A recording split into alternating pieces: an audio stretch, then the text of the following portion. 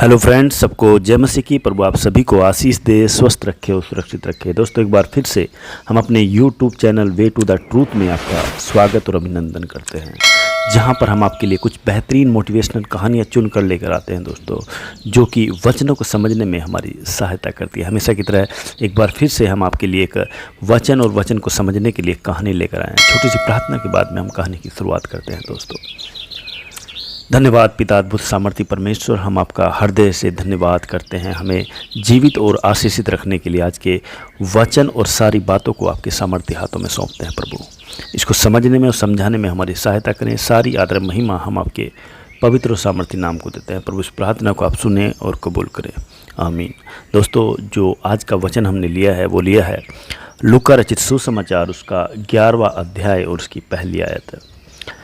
फिर वह किसी जगह प्रार्थना कर रहा था, और जब वह प्रार्थना कर चुका तो उसके चेलों ने एक ने कहा, हे प्रभु, जैसा यूहन्ना ने अपने चेलों को प्रार्थना करना सिखाया वैसे ही हमें भी तू सिखा दे। धन्यवाद प्रभु। तो चलिए दोस्तों, कहानी की शुरुआत करते हैं। आज की जो कहानी है उसका शीर्षक है चोरी की कला। दोस्तों, एक बहुत बड़ा चोर था। वह बूढ़ा हुआ तो उसके बेटे ने कहा कि अब मुझे भी अपनी कला सिखा दे, क्योंकि अब क्या भरोसा। वह चोर इतना बड़ा चोर था कि कभी पकड़ा नहीं गया, और सारी दुनिया जानती थी कि वह चोर है। उसकी खबर सम्राट तक को थी। सम्राट ने भी एक बार उसको बुलाकर सम्मानित भी किया कि तू अद्भुत आदमी है, दुनिया जानती है, हम भी जानते हैं कि तू चोर है। तूने कभी इस बात को छुपाया भी नहीं, लेकिन तू कभी पकड़ा भी नहीं गया। तेरी कला अद्भुत है। तो दोस्तों, उस बूढ़े बाप ने कहा कि अगर यह कला तू जानना चाहता है तो मैं तुझे सिखा दूंगा। कल रात तू मेरे साथ चल। और वह अगले दिन अपने लड़के को लेकर चोरी करने गया। उसने सेध लगाई, लड़का खड़ा देखता रहा। वह इस तरह से सेध लगा रहा था, इतनी तमन्ना से, कि जैसे कोई चित्रकार चित्र बनाता हो और मूर्तिकार मूर्ति गढ़ता हो, कोई भक्त मंदिर में पूजा करता हो। ऐसी तमन्ना, ऐसी लीनता। और दोस्तों, इससे कम में काम भी नहीं चलेगा। वह मास्टर थीप था। वह कोई साधारण चोर नहीं था, सैकड़ों चोरों का गुरु था। लड़का खड़ा हुआ कांप रहा है। रात ठंडी नहीं थी, लेकिन उसकी कपकपी छूट रही है। उसकी रीढ़ बार बार घबराहट पकड़ रही है। वह चारों तरफ चौंक चौंक कर देखता है, लेकिन बाप अपने काम में लीन है। उसने एक बार भी आंख उठाकर यहाँ वहाँ नहीं देखा। चोरी की सेध तैयार हो गई। बाप बेटे को लेकर अंदर गया। बेटे के तो हाथ पैर कांप रहे थे। ज़िंदगी में ऐसी घबराहट उसने कभी नहीं जानी थी, और बाप ऐसे चल रहा था जैसे अपना घर हो। वह बेटे को अंदर ले गया।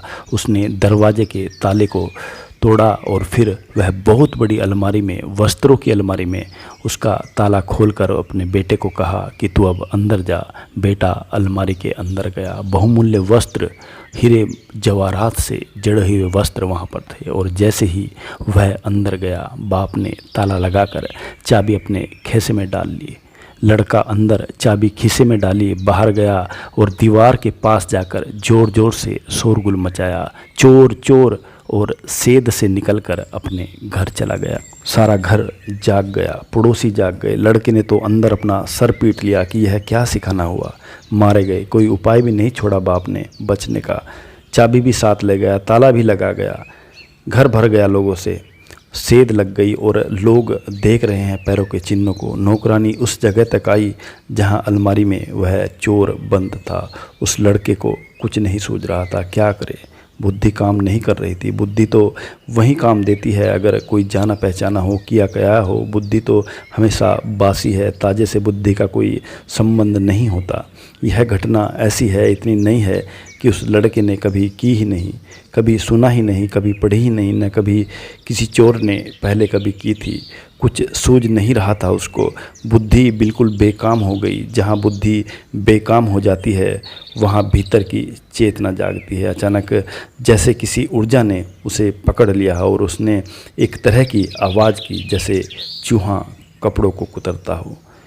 यह उसने कभी भी नहीं किया था ज़िंदगी में। वह खुद भी हैरान हुआ। अपने ऊपर नौकरानियाँ चाबियाँ खोज कर लाई। उसने दरवाज़ा खोला और दिया लेकर उसके भीतर झांका कि शायद कोई चूहा है। जैसे ही उस नौकरानी ने दिया लेकर अंदर झांका, उस लड़के ने दिए को फूंक मारकर बुझा दिया और उसको धक्का देकर भागा। सेध से निकला। 10-20 आदमी उसके पीछे हो गए। बड़ा शोरगुल मच गया, सारा पड़ोस जाग गया। वह जान छोड़कर भागा, ऐसे वह कभी नहीं भागा था। उसे यह समझ में नहीं आया कि वह भागने वाला खुद है, जैसे कोई और भाग रहा हो उसके साथ। एक कुएं के पास पहुंचा, एक चट्टान को उठाकर उसने कुएं में पटका। उसे यह भी पता नहीं कि यह मैं कर रहा हूँ, जैसे कोई और करवा रहा है। पत्थर कुएं में गिरा, सारी भीड़ कुएं के पास इकट्ठी हो गई और समझा कि चोर कुएं में कूद गया है। वह झाड़ के पीछे खड़े होकर सुस्ताया, फिर घर गया, दरवाजे पर दस्तक दी। उसने कहा, आज इस बाप को ठीक करना पड़ेगा, यह सिखाना हुआ कोई।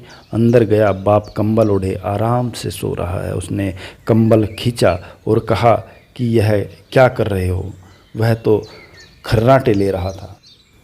उसने अपने बाप को जगाया। उसने कहा, यह क्या है? मुझे मार डालना चाहते हो? बाप ने कहा, बेटा तू आ गया, मगर तू सीख गया, अब सिखाने की कोई ज़रूरत नहीं है। बेटे ने कहा, कुछ तो कहो, कुछ तो पूछो मेरा हाल, क्योंकि मैं सो नहीं पाऊंगा। तो बेटे ने सब हाल बताया कि ऐसा ऐसा हुआ। बाप ने कहा, बस तुझे कला आ गई, तुझे आ गई कला, यह सिखाई नहीं जा सकती, लेकिन तू आखिर मेरा ही बेटा है, मेरा ही खून तेरे शरीर के अंदर दौड़ता है। बस हो गया, तुझे राज मिल गया। क्योंकि चोर अगर बुद्धि से चले तो फंसेगा, वहाँ तो बुद्धि छोड़ देनी पड़ती है, क्योंकि हर घड़ी नई होती है, हर बार नए लोग और नई चोरी होती है। हर मकान नए ढंग का है और पुराना अनुभव कुछ भी काम नहीं आता। वहाँ तो बुद्धि से चले कि उपद्रव में पड़ जाओगे, और वहाँ तो अंतरात्मा की चेतना से ही चलना पड़ता है।